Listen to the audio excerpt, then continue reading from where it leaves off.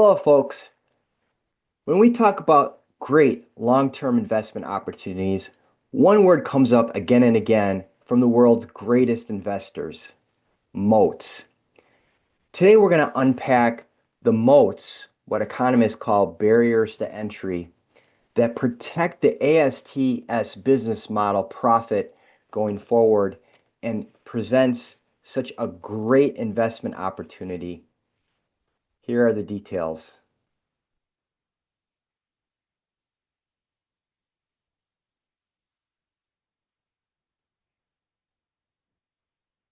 All right. So once again, founded in 2017 and public via SPAC in 2021. This company does direct to cell phone broadband satellite services. Number one, executive leadership. This is usually for most companies the most important qualification, but in this case, I would say that it all goes down to this founder and CEO led, um, you know, serial entrepreneur of Abel Avalon. 25 years of experience, so he's really in the sweet spot of his career in terms of, you know, lots and lots of experience, but he isn't elderly in his at the end of his career, so to speak. Electrical engineer with 24 US patents. Okay, so we're talking about a person that has a very creative, scientific, technical mind. Um, this guy has 25% ownership, and because of the voting rights, the way it's set up, 80% voting control. Okay, so talk about aligning your incentives as the CEO. You want the CEO's incentives to be aligned with investors. This is about the greatest alignment between investors and a CEO of any company I've ever seen. Okay. Multicultural, multilingual, born and raised in Venezuela. So this is a tremendous advantage for this type of company because if you think about the languages and the culture that's needed to conduct business on a global scale, number one is English, right? But the second most common language, I believe, worldwide is Spanish. Okay. So when you talk about Central America, South America, even Europe, okay, having the leader of the company being able to speak your language to develop those partnerships that we're going to see that they've already lined up makes is a huge competitive advantage in this one person. And he has tons and tons of experience being a board member for this international technology organization for broadband communication, ITU, UNESCO. So he's kind of a regulatory insider and has lots and lots of credibility. Technology, huge competitive advantage. I mean, this is just it's just mind-blowing to me how big their technological advantage is. Starting off with the idea of having these gigantic antennas that they can use in order to you know, um, transmit the data from space down to Earth. 64 square meters for their current generation of satellites, but the next generation of satellites are going to be 223 meters squared in terms of surface area. It's just unbelievably large. Um, some people think that Starlink, which is kind of got a little thing going on with T-Mobile in the United States for this terrible little texting service is a competitive threat to AST SpaceMobile. And it's just not, there's no comparison because the Starlink satellites have 1/20th the size antennas, and this creates a constraint on the laws of physics in terms of what you can deliver. The bottom line is that the AST SpaceMobile system is 2,000 times faster in terms of data delivery to the cell phone than the Starlink system. And Starlink, there's just no way that Starlink is ever going to be able to catch up. It's just not even close. And I created a little graph to demonstrate the difference, but here's the thing, I had to use a logarithmic scale to show the difference because the 2000 times greater value, the Starlink data speed wouldn't even show up on this graph. 3,500 patents now. Okay, they just keep on adding more and more patents. These are US sanctioned, legal, monopoly, in a sense, situations on different aspects of the technology. Okay. They have access to the very best premium S-band spectrum, and that means that their signals don't get blocked by trees, by rain, weather conditions, buildings. Okay, the Starlink system uses KU band spectrum. It is not very good. Okay, it's not very good. It's so terrible in terms of the quality of the spectrum that you have to, for Starlink, to get a Starlink thing, you really need to put an antenna like on the roof of your house, which is in complete line of sight with the satellite that's going overhead. All right. Um, and they have this incredible advanced beamforming phased array technology that allows them to steer the beam and target it in so much detail. I'm going to show how this works in just a second. So I made a little drawing here that shows a diagram of how the AST SpaceMobile technology works. And I make this because unless you understand like how the business actually functions, it might not, be clear on how strong this opportunity is. So this little diagram shows planet Earth, and we have, say we're in Montana or somewhere, we're in northern Michigan, whatever. Only 50% of the United States is covered with cell service. So everyone has seen these cell towers. Okay, so here's an area where there's a little cluster of cell towers. Maybe this is a small town, another small town over here. There's fiber optic cable. You probably have heard about this. It's usually underground that connects these cell phones together, and that creates the backbone for the internet. And then we have the Earth's atmosphere on top of that that wraps around the Earth. And above the Earth's atmosphere, we have what's called space.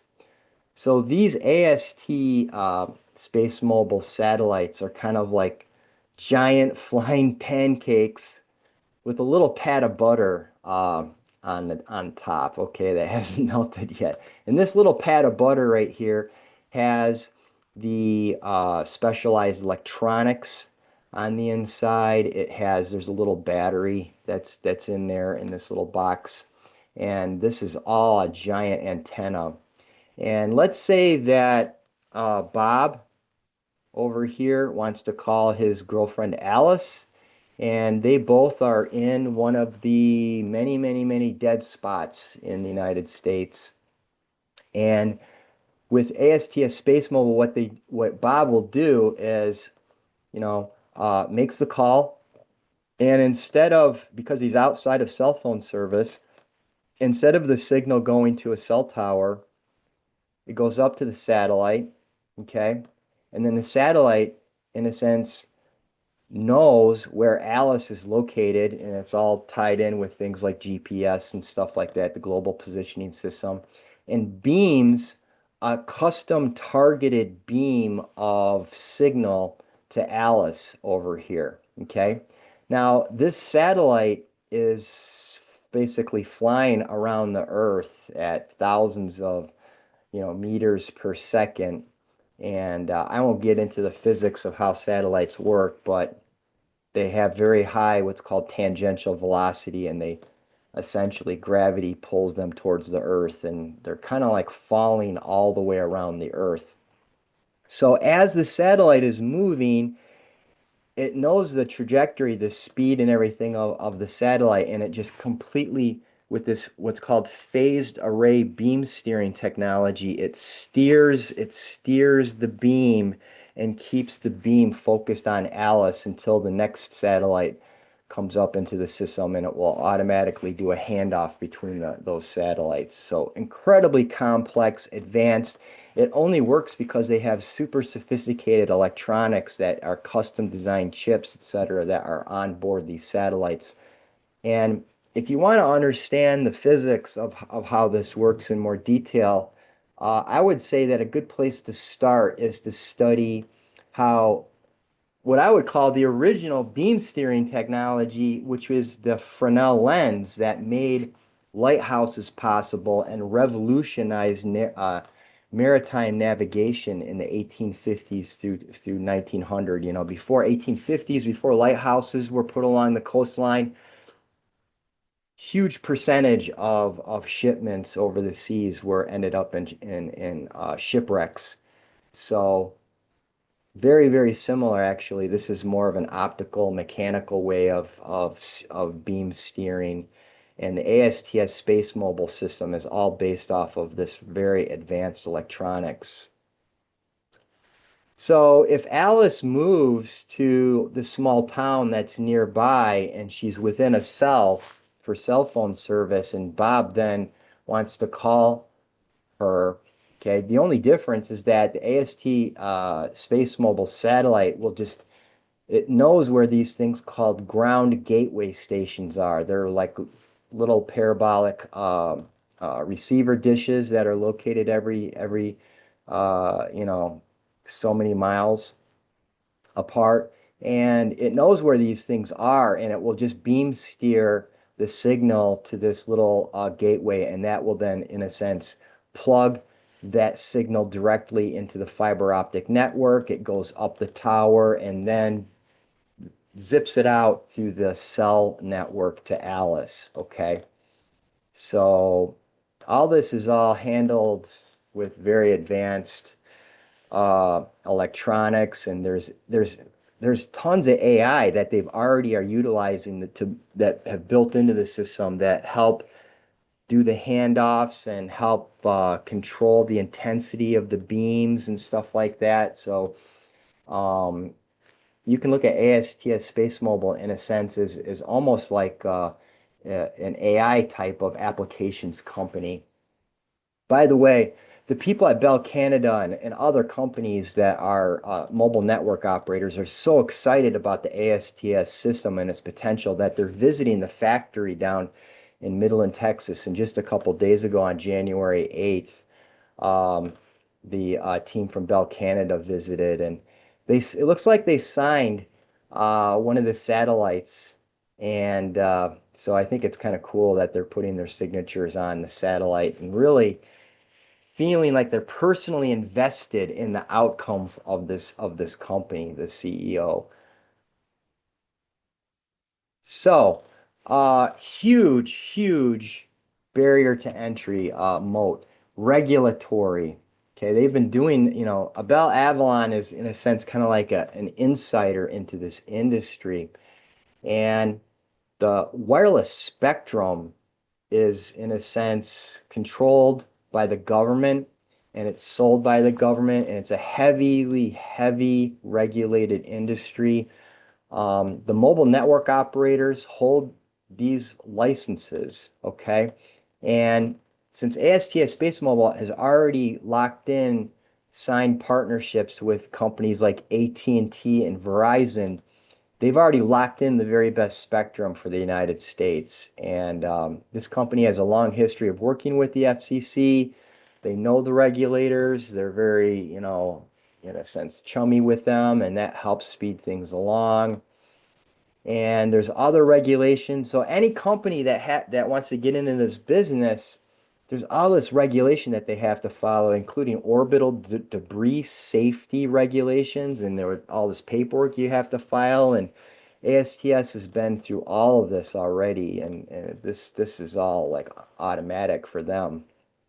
And then the FCC has approved ASTS SpaceMobile already to work with what's called the FirstNet network. Now, if you're not familiar with FirstNet, it's kind of like a specialized, reserved, um, mobile phone network for first responders. So think firemen, policemen, ambulance people.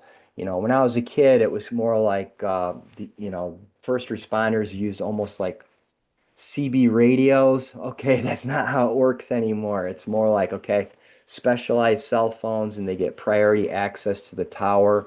Well, they are all testing and working with AST SpaceMobile and locking in that very important emergency type service. Huge barrier right here with focus and mission. It just blows my mind like how much better their mission statement is. So ASTS SpaceMobile's mission is to eliminate mobile connectivity gaps by building the first space-based cellular broadband network that connects directly to standard unmodified smartphones. These people know exactly what they want to do. Okay. SpaceX, okay, on the other hand, which is their quote unquote closest competitor, their mission is to revolutionize space technology with the ultimate goal of enabling people to live on other planets. I'm sorry, but I've had quite a bit of professional development training on how to write vision and mission statements and objectives and stuff like that for organizations throughout my teaching career. This is not a good mission statement. This is too diffuse. Maybe it should be a goal, all right?